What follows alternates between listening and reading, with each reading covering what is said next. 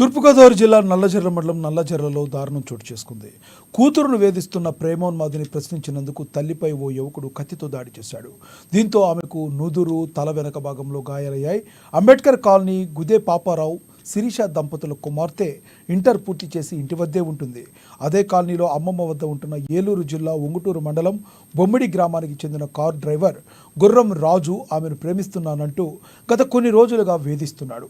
ఈ విషయమై రాజు కుటుంబ సభ్యులకు పెద్దల సమక్షంలో ఈ మధ్యకాలంలో ఆమె తల్లిదండ్రులకు చెప్పించిన అతనిలో మార్పు రాకపోగా 3 రోజుల నుంచి వేధింపులు ఎక్కువైపోయాయి. శిరీష కుమార్తెను తీసుకుని చర్చికి వెళ్లి తిరిగి వస్తుండగా కమ్యూనిటీ హాల్ సమీపంలో రాజు ఆమెను లాక్కెళ్లే ప్రయత్నం చేశాడు. శిరీష అతన్ని అడ్డుకుని ప్రశ్నించారు. దీంతో తన వెంట తెచ్చుకున్న కత్తితో శిరీషపై దాడి చేశాడు.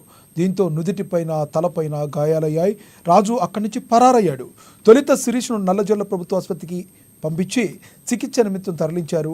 అక్కడ నుంచి తాడేపల్లిగూడెం ఆసుపత్రికి తరలించారు. శిరీష ఫోన్ పగలగొట్టడం, ఆమె కుమార్తెను వేధించడం, హత్యాయత్నం చేయడం కింద కేసు నమోదు చేసి దర్యాప్తు చేస్తున్నామని నల్లజర్ల ఏఎస్ఐ మోహన్ రావు తెలిపారు.